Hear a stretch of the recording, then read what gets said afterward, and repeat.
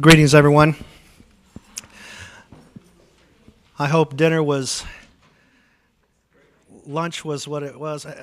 In East Texas, they call it dinner. South Texas, we call it lunch. And I married an East Texan, so there's my slip up. So thank you all for lunch. As everybody gets settled in, I'm Mark Escamilla, president of Del Mar College, and I want to welcome everyone to Corpus Christi and Del Mar College's Center for Economic Development. Before I move on, if there's anything that any of you all need, please don't hesitate to ask. We have many accommodations here, and I know things happen when you're traveling, so please let us know as you may need things. But before I go on, I'd like to begin by introducing our members of the Board of Regents here at Del Mar College, beginning with Mr. Trane McCall. He's the chair of our board. Thank you very much. Todd Walters here. Ms. Elva Estrada is here. Mr. Jim Boggs is here. Raise it. Okay. Mr. Guy Watts is here, right here up in front. Those are the members of our board that lead this college on an everyday basis. Thank you all for that hand. If you spent some time over the weekend here in the sparkling city by the bay, I hope you took some time to visit a few of our destinations. I understand from my wife that there's still a few seats in for surfing camp this afternoon, so if anybody's interested, my sons are out there surfing as we speak, and there's a couple of boards left over, I hear. Our area is rapidly growing economically with international companies locating here from all over the world, including Austria, China, and Italy. Expansion of the Panama Canal, growth of our own Port of Corpus Christi, and the Eagle Ford Shale petroleum boom have expanded our training opportunities as well, as you might imagine. Del Mar College is excited about these opportunities and the impact to the coastal bend in South Texas and even the entire state. I'll share a little bit more about our workforce initiatives a little bit later if there's time, depending on how the calendar is shaping up. But right now, I'm delighted to announce that I'm also serving with Miss Marie Flickinger, who's as a trustee over at San Jacinto Community College District, who is the chair of our 2-year college task force at the coordinating board. I'm co-chairing that with our vice chair of this newly formed task force, and looking forward to serving with you, Marie, and others as we discuss all things 2-year colleges. So without further ado, I'd like to now introduce Mr. Trane McCall, the chair of the Del Mar College Board of Regents, and ask him to say a few words. Trey? Thank you, Mark. As I look out on the audience, I see this is sort of like church. No one wants to sit on the front row. Everyone is in the back, and it filled in from the back moving towards the front. Although I will say, Regents, I'm proud of y'all for coming down front, so thank you for doing that, for leading the way. And again, my greetings, and glad to welcome you here to Corpus Christi. I think as the invitation to this event, to this meeting noted, this is really a new era for collaboration among community and technical college presidents, trustees, and the Texas Higher Education Coordinating Board. As is in all of our institutions, student success is the driving force behind every decision we make and every action we take. And truly, for those of us in the community college system, we know that is something we celebrate in our communities, that the success of our students is something we in our communities, and those of us in the business world also celebrate along with that of the students. Like all of your institutions, Del Mar College plays a really key, if even pivotal role in our economy, both the local, regional, and statewide economy, by preparing students for those industry-related jobs or preparing them to go on to advanced degrees, baccalaureate or beyond. In fact, about 90% of our arts and science graduates here at Del Mar College do go on to pursue bachelor degrees, and we're very proud of that. We call it here at Del Mar Dreams Delivered. That happens to be Del Mar College's marketing platform, our slogan, so to speak, Dreams Delivered. And that's one of the things I look forward to us addressing today as we talk about that common goal of achieving those dreams that the students want and ensuring that the student success improves all of our communities and all of the state of Texas. Mark, back to you. Thank you, Trey. Gary, would you like to come and take the microphone? Now it gives me great pleasure to introduce Mr. Gary Tomlin with the coordinating board. He's going to introduce our platform. And as Mark said, I'm Gary Tomlin. I'm with the Texas Higher Education Coordinating Board. I guess the simplest thing to say is I'm the community college guy. But I am involved with Dr. Golden in this task force, and then as Mark pointed out, the 2-year college stakeholder committee is new at the coordinating board.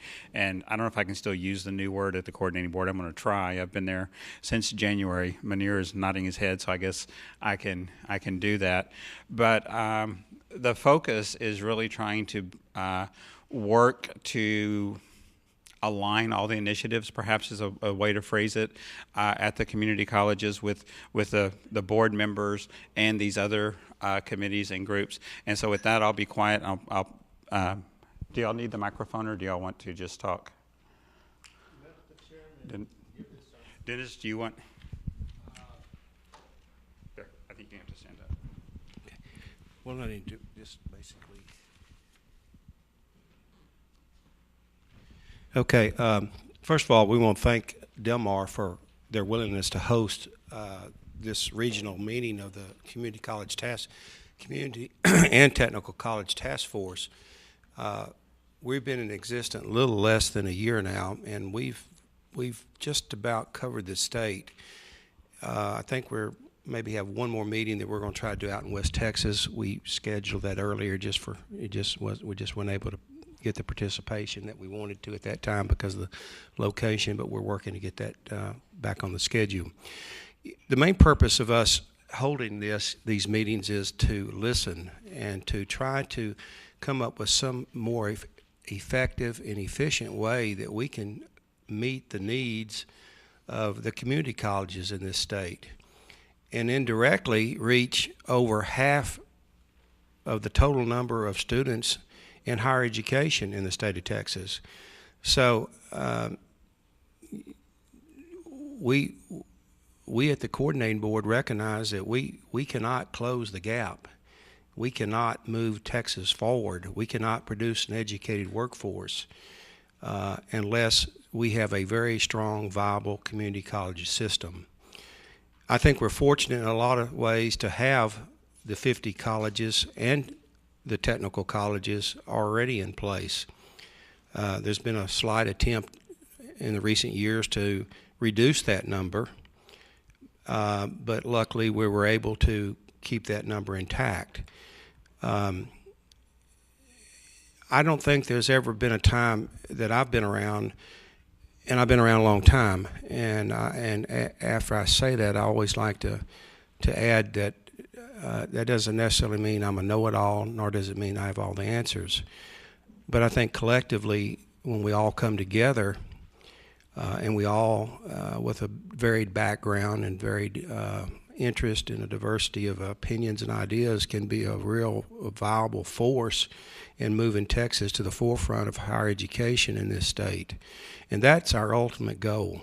The common denominator that binds us all is a common love for higher education. Irregardless of how different sometimes we may find ourselves in terms of what we believe in or things that we think are important, that one common denominator is something that all brings us together, and that's the focus on students. And I'm very proud and very excited about the fact in the 30 years I've been involved as a volunteer in higher education that I can finally see that banner of student success beginning to fly. You know, little by little it got hoisted up that pole. And I think I can now see over the horizon a nice, I guess in a way like, what was the guy that wrote the Star Spangled Banner? Sir Francis something, I don't remember my history. Scott.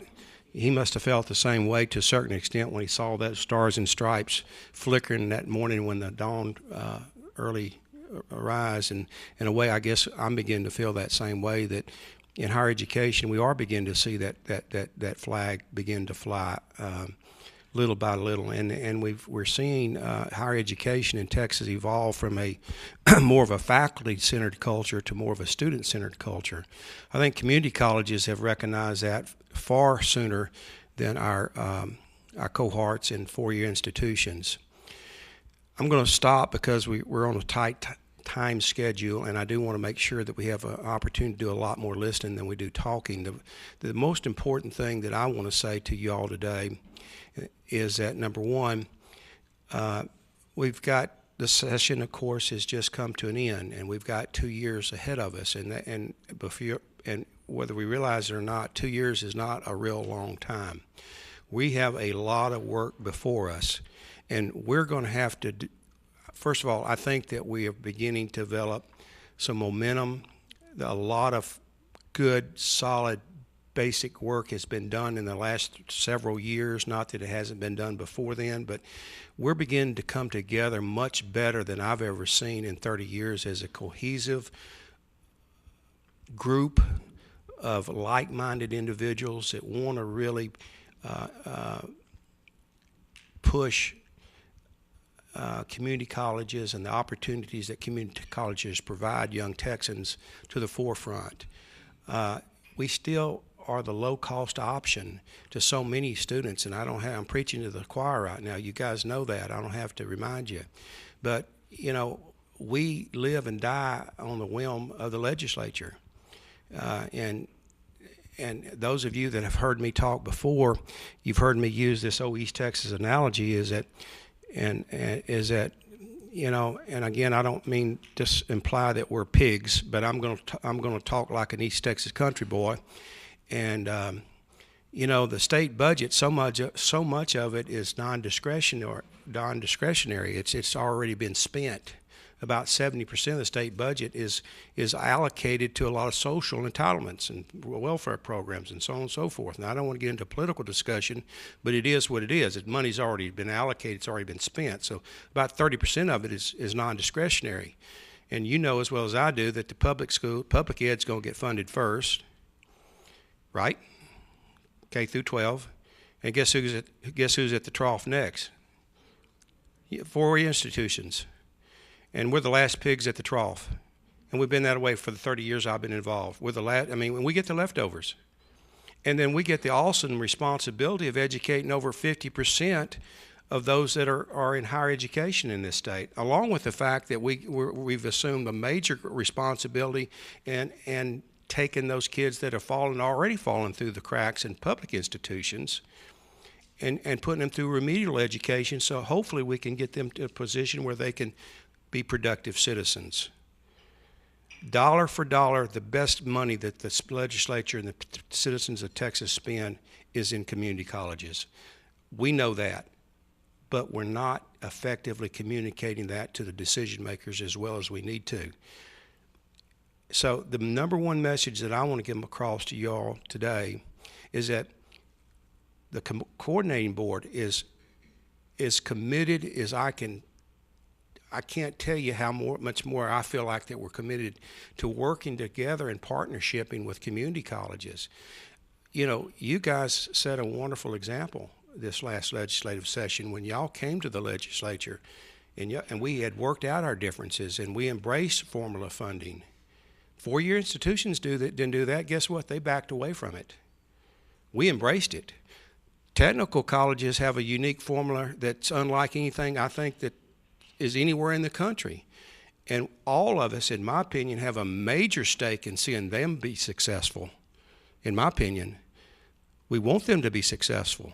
They want community colleges to be successful because, you know, they're like our first cousins. You know, they may not be quite brothers and sisters, but they're sure close. So we want to make sure that they're successful in what they're attempting to do, because believe me, there's not a lack of students out there.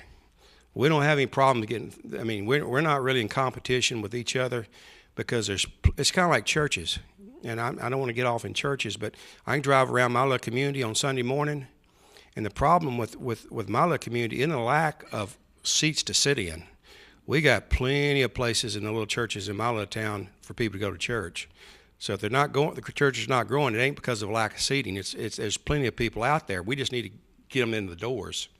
And then when we get them there, we need to make sure that they walk away not only better students, but better people. We need to build knowledge and job skills, but we also need to build character and the type of people that can go on and make America and continue to make America the greatest country in the world. So I want to impress upon everyone here today, and thank you for taking the time to be here. I want to introduce my two colleagues, Dr. Durga Agarwal, who is a good friend of mine. He serves on the coordinating board with me, went on the same time I did. He happens to be a very close friend and a fellow University of Houston Cougar, and so I was glad when the governor appointed him so I'd have so the Aggies and the Longhorns wouldn't totally dominate the board. So he and I have become good friends in the last year or two. Mr. Manur Lalandi is also on the board. He has a very strong interest in community colleges. When he tells his story, he'll tell you that he started his career in academia at a community college. He's a former regent at Midwestern University, and so he's had a lot of experience in higher education. He brings a wealth of knowledge to our board and has made a major contribution to our coordinating board in the short period of time he's been there. So having said that, I'm going to turn the program over to whoever next needs to be. Let me have these guys say a few things. Well, let me give you a little bit of idea about my background. I'll make sure that anybody that needs to access me or call me before I leave today, I'll be giving you my cell phone number and email address. I want people to feel like that we're approachable. You can call us. We will listen to you. I won't promise you we'll do everything you ask, but we will listen. We need your input. I need your input because I'm just one person. I've got my ideas and I've got my opinions and I've got the things I think that are important, but may not be the same things that you think are important. So we've got to collectively know and understand that, we've got a common goal, and that's to build a strong community college system in the state of Texas that's second to none anywhere in the United States of America. And it's okay if we close them doors right there. Not now, I'm not saying figuratively. And we can fuss and fight and claw and beat and knock among ourselves. But when we walk out of that door, we need to be together. When we go to the Capitol, we need to be together. And that means I'm not just talking about you guys. I'm talking about the coordinating board with you guys. All of us walking hand in hand. And if we've got any differences, this is just Dennis Golden talking. If we've got a difference of an opinion and we got a different way there's more than one way to skin a cat, and if you've got a different way of doing it than me, then let's talk about it. But when we go to the Capitol, let's make sure we're singing the same song. Let's make sure that we get our fair share when we get up to the trough, because if you don't, we're just going to get left behind.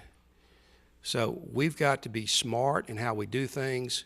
We've got to work together. We've got to collaborate. We've got to have an open line of communication.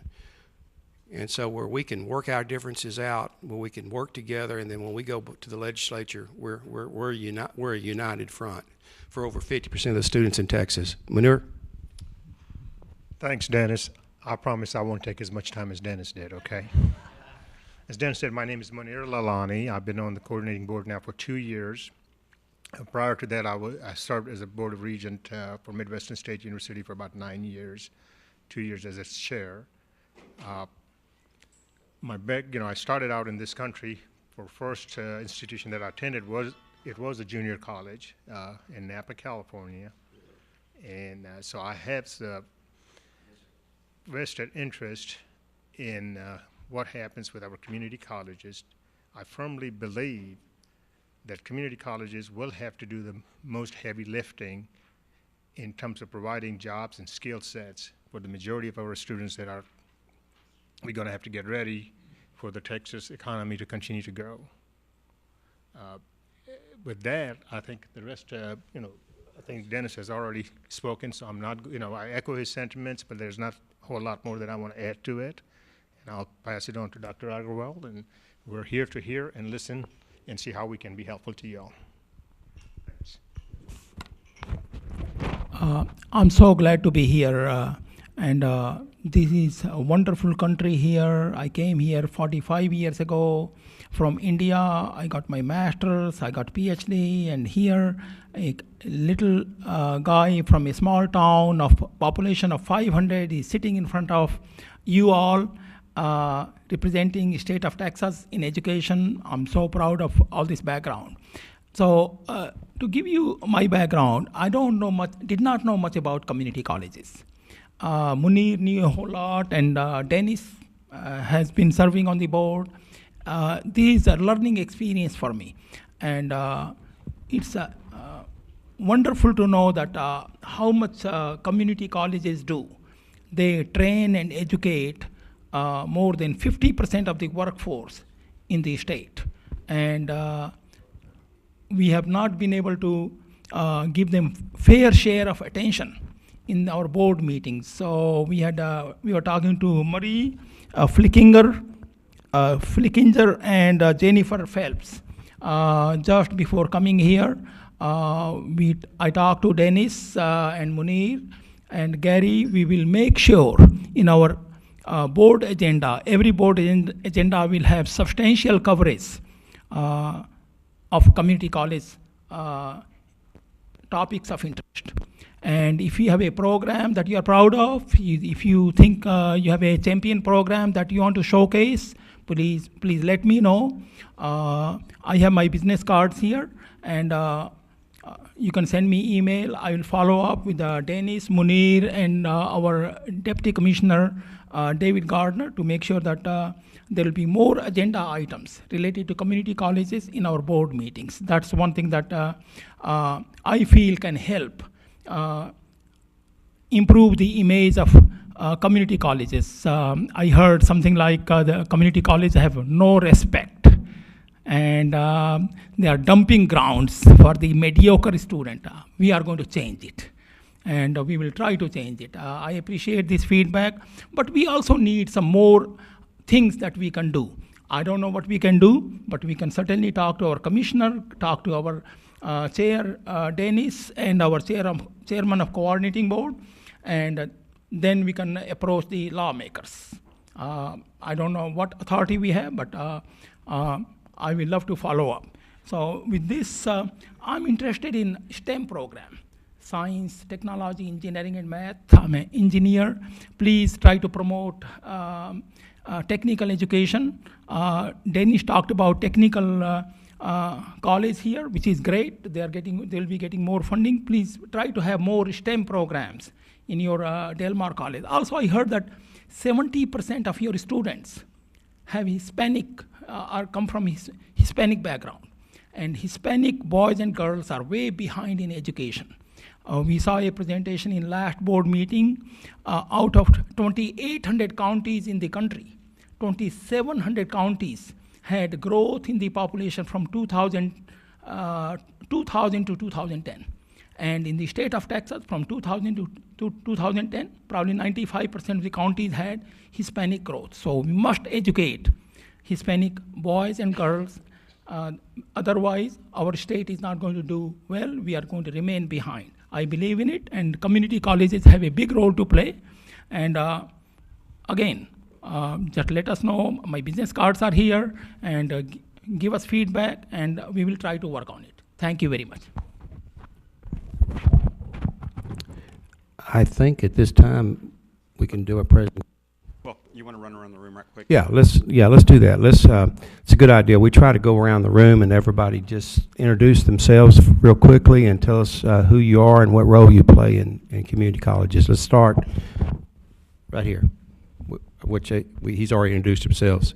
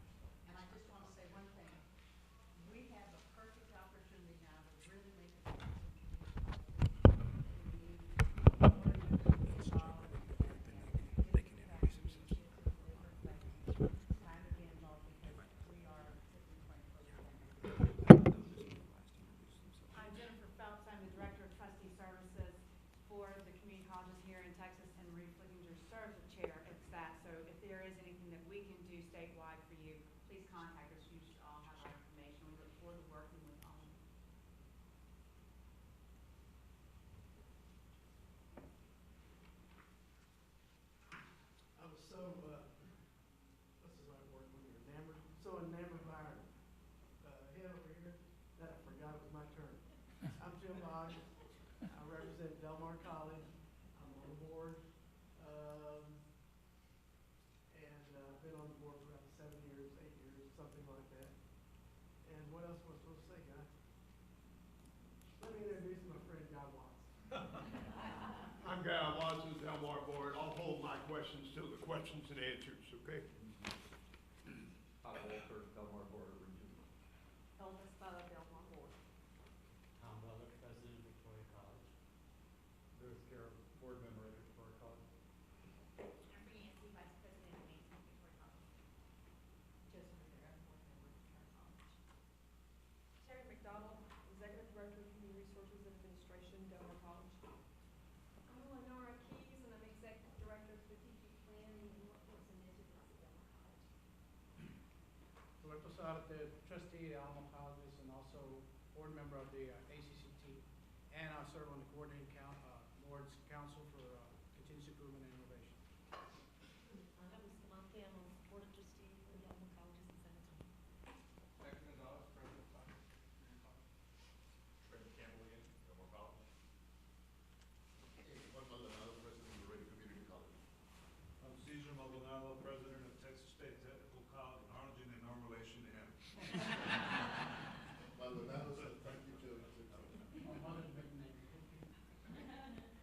Paul Howard with Postal Bid College, with the board. Yes, Espinosa, Postal College. John Halcomb, Dean of Arts and Sciences at Del Mar College. Larry Beatty, President of Technical Education. Gilbert Becerra, Dean for Enrollment Services, Del Mar College. Brian Stone, I teach history, Del Mar College, and I'm chairing the faculty council. Hi, I'm Paul Meyer. I'm Vice Provost at A&M Corpus Christi, and we love working with our partners at Del Mar. Mary Jane Hamilton, I'm Dean of the College of Nursing and Health Sciences, Texas A&M Corpus Christi. Mary McCall, Executive Director of Development at Del Mar College. I'm Amber Horsley. I'm with the Community College Center for Excellence at the University of Phoenix, and we're a newly developed department within the university, and I'm glad to say we have partnerships with most of the colleges here, so I'm just here to learn a little bit more. My name is Jim Pine, Associate Professor of History at Del Mar College, and I'm President of the local chapter of the American Association of University Professors. Teresa Klein, I teach psychology here at Del Mar College, and I'm the South Texas Vice President of the American Association of University Professors.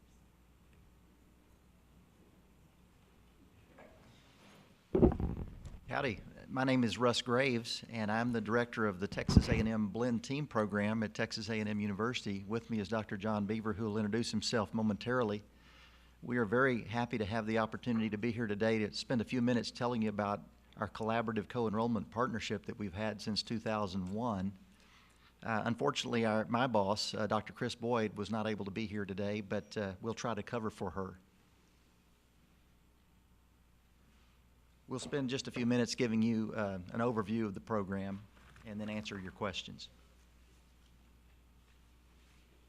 Because I've already covered that. There were several situations that facilitated the advent of the Texas A&M Blend Team Partnership. Back in the late 90s, I was working in the admissions office, and the number of applications that we received at that time increased by 1,000 per year. And we could not meet the demand of students who wanted to enter the university. That may be a unique situation, well, not truly unique, but a rare situation where we had to turn away so many qualified students. And many of those students who were turned away only wanted to go to Texas A&M University. Many of them had been brainwashed from birth by their parents that that's where you're going. And so it was not a fun place to work in the admissions office. We had to deal with lots of disappointed students. My boss at that time, Dr. Chris Boyd, tossed out the idea. You know, the limiting factor seemed to be the number of available seats for freshmen. While the applications increased by 1,000 per year, the freshman enrollment size remained fairly stable over that time. So each year we were turning away 1,000 more than the previous year. So her idea was, you know, you could admit one more freshman into the class, and that student would probably take 5 courses that first semester. But an alternative to that would be that you could admit 5 freshmen into this partnership, allow them to take one course each at the university, which would give them all the privileges of attending the university, and they could take the majority of their courses across town at the Bryan campus of Blinn College. And that's exactly what the Texas A&M Blinn Team Partnership is. And so we started out in 2001 with about 350 students. We said, we're going to try this for a few years. If it's successful, we'll continue it. My question as the director of the program was, what is success? And people would smile at me. They wouldn't give me an answer of what success was, but we've renewed the partnership twice since then, and so I'm going to assume that everyone considers it to be successful. We're trying to improve it as we go. A little bit about the basics of the program. The students who are selected to participate in this program have to meet all of the requirements that any freshman would meet who'd be admitted to Texas A&M. So students do not apply specifically to this program. They apply to the university, and the Office of Admissions selects the students who will participate. The program was designed to be a 2-year program, and during that time, students had to complete 45 credits from Blinn College while completing 15 credits from Texas A&M, and they had to maintain a 3.0 grade point average at each school. If they did that over the 2-year period, they were guaranteed full admission at the end of that time. Now, the partnership does not guarantee that they'll be able to access a specific major at the end of that time. For example, if they come in and say, I want to be a petroleum engineer, they may or may not be able to do that. The student has to make sure they are taking all the prerequisite courses required of the petroleum engineering department so that at the end of the program, they are competitive to enter the major that they want. So the way it works is they'll take one main academic course at A&M each semester. They also can add on a 1-credit or a 2-credit course. They can take up to 5 credits per semester at A&M. And the first question they ask is, why just 5 credits? If you let me take 6 credits, I could take half my courses at A&M and I'd feel a lot more involved. Well, the answer is, if the limiting factor is seats, if we let you have 2 instead of 1, we can only admit half of you. So we limit them to 1 course per semester, 1 main academic course. Now, they are allowed to compete for transfer admission while they're in the program. And most of the students, as you'll see later, do transition through transfer admission rather than staying in the program for the full 2 years. And we encourage them to attempt that.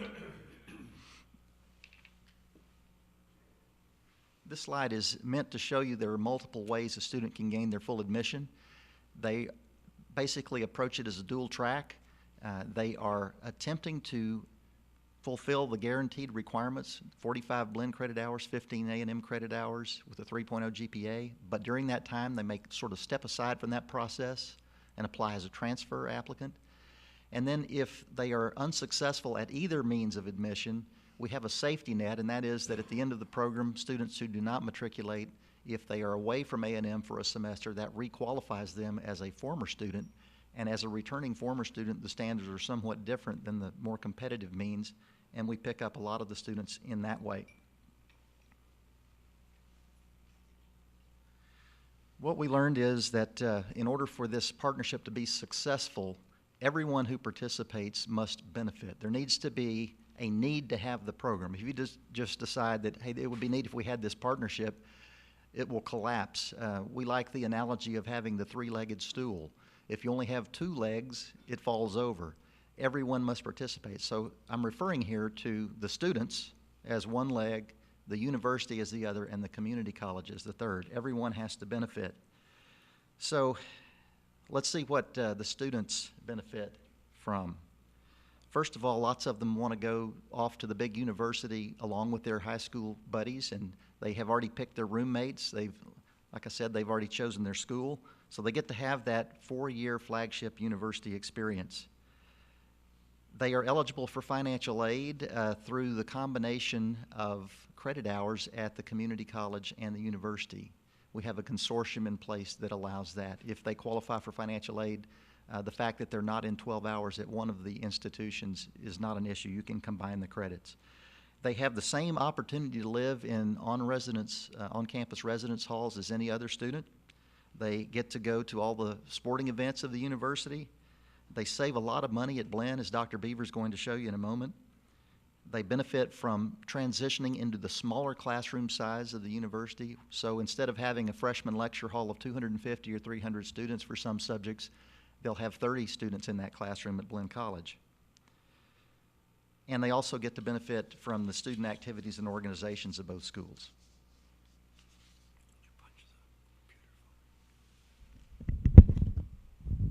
Good afternoon, everyone.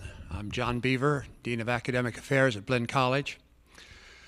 This slide, I still call them slides, I guess I'm old school, it's PowerPoint presentation, shows the savings that a student will have by attending the team program, as opposed to, on the right side, a student who enters A&M as a student. You'll see that by the time you add up the reduced tuition at Blinn, you're going to get about $3,000 per semester. Look over on the right, and you'll see that a student at A&M is paying about $4,500. So you multiply that savings of $1,500 by 4, and you've got $6,000, which is a lot for students when we know that the average debt of a student with a baccalaureate degree is now around $25,000 and climbing. So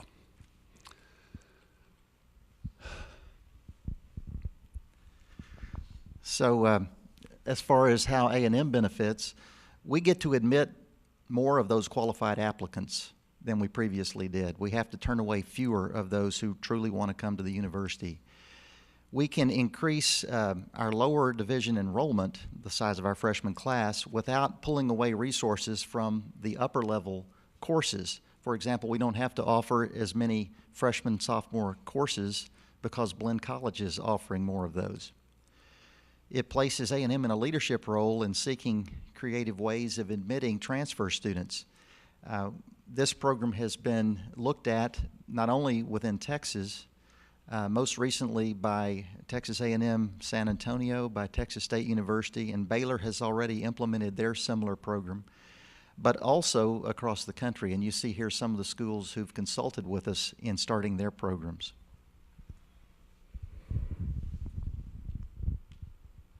The benefits to Blinn College became clear immediately. The collaborative partnership with a major university is really of great importance to a community college. You've already heard that we're stepchildren. We feel like stepchildren.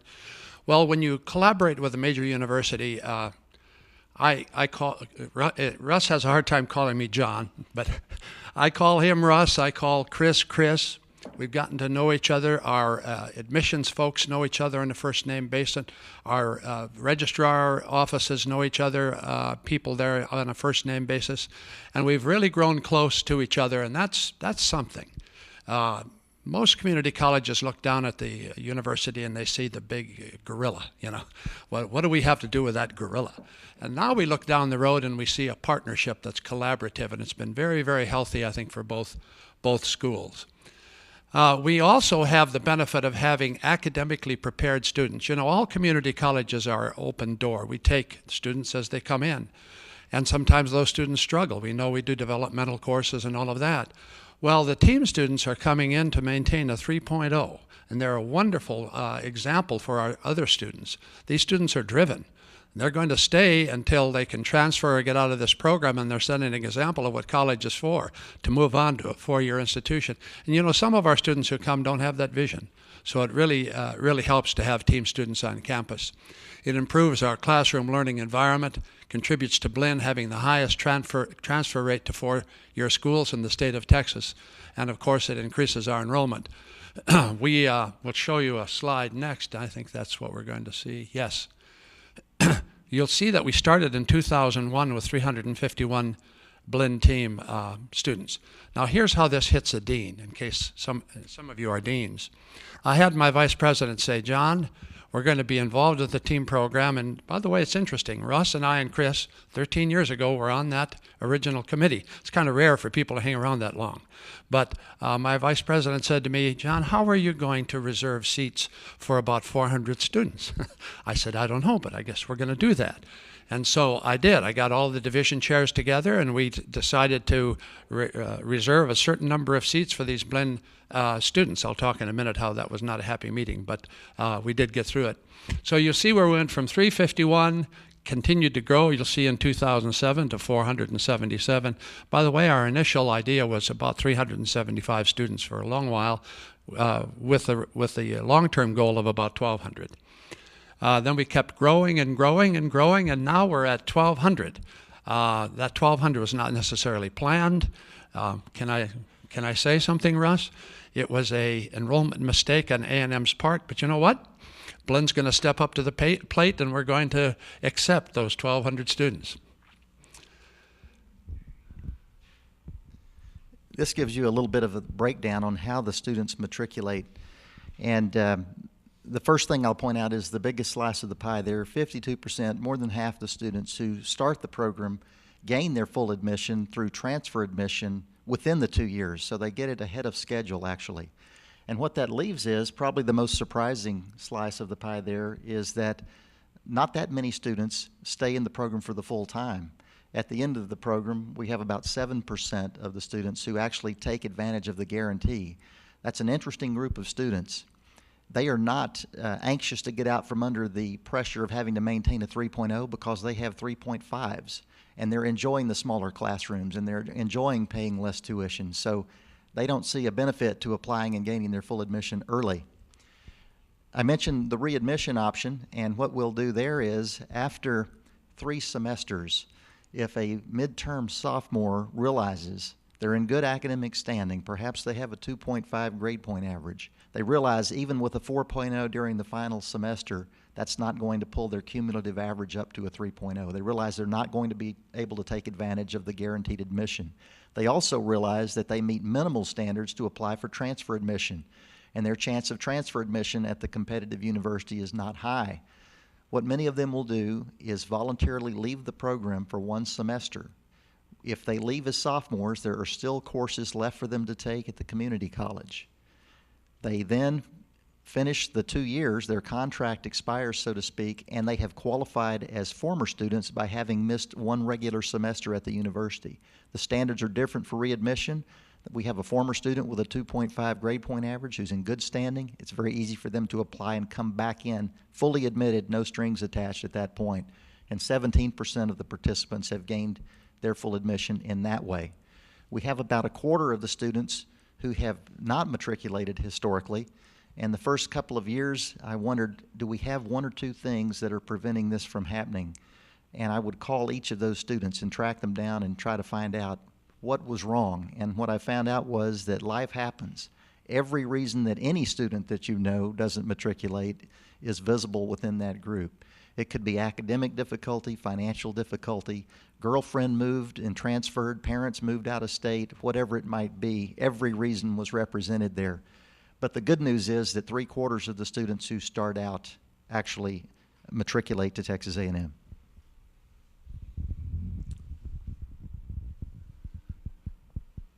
Team is entering its 13th year, which we're very proud of.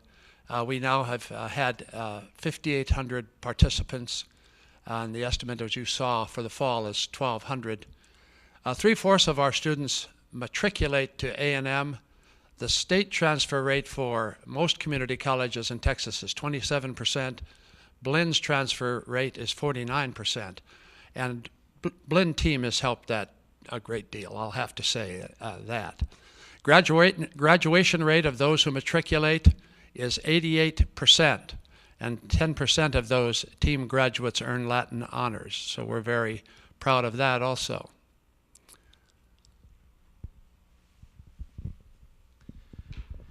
We've learned some lessons here, and first of all, you have to have a need for a partnership or it won't last, as I said up front. It's very important to gain the support and commitment of boards and administration before you get started, as we did. This was planned 1 to 2 years before we launched it in 2001. It's very helpful to designate a leader from each institution and to establish guidelines that will facilitate communication among faculty and staff partners. There was some resistance on both campuses from the faculty, and so that had to be debunked a little bit. And the way it happened at Texas A&M is that President Bowen came in to a meeting and of the Faculty Senate and said, you need to understand that I want this to happen. get on board with it, basically. And when they saw that it had top-down support, then everyone got on board and it happened. What's astonishing to me is when the president says, I want it to happen, all kinds of problems disappear. So you identify critical issues early. For instance, can you imagine what the separate admissions offices would say? Oh, we can't do this. How are we going to keep track of students? You know, you have a different computer system. You know what? We all got that together. I was referring to my faculty. Well, why are we reserving seats for team students when we're denying seats to our regular students? And I said, well, why don't you look at it this way? You're getting students who want to maintain a 3.5 in their classes. Would you like to have those kinds of students? Oh, yeah, we would like to have those kinds of students. We had co-enrollment issues in financial aid. We finally decided that financial aid should come Texas A&M and not through Blinn for various reasons. Out very well that way. We had technology interfaces. Right now, both Blinn and A&M use something called Banner. I see lots of you nodding about the confusion that Banner can cause, but we have got ours worked out. We thought we were buying a Cadillac and got a Studebaker for some reason. Implementation committee, we had admissions subcommittees, academic affairs subcommittees, student affairs subcommittees, financial aid subcommittees. All of those had to work out their different problems. For instance, there can be a problem. This just happens. I got a call last week from Enrollment Services. Dr. Beaver, we're going to have to put. We call it.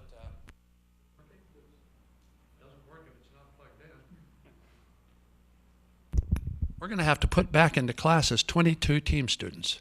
We dropped them by mistake. Well, as soon as those classes were dropped, those other students like hawks took them, you know. So these are called forces, and I have to call all the chairs and say, you're going to have some more students in your classes. But we did that and it worked. And you have oversight and coordination committees initially responsible for periodic evaluations. In other words, every year we look at this thing, and as Russ said, we try to define whether we're having a success or not. We'd be happy to answer any questions that you might have. Yes, ma'am? Have you worked out a reverse transfer program for your students who leave Blinn that Blinn can get graduate credit? We've certainly talked about it. It hasn't actually gone into effect yet, and I can't explain exactly why not. Do you happen to know, John? Well, as you know, FERPA enters into this equation. There was some talk about the fact that, well, you really can't share student records. It's breaking the FERPA rules. All I can say is that I know a lot of you, and we are with some universities already doing it, and we are now approaching A&M.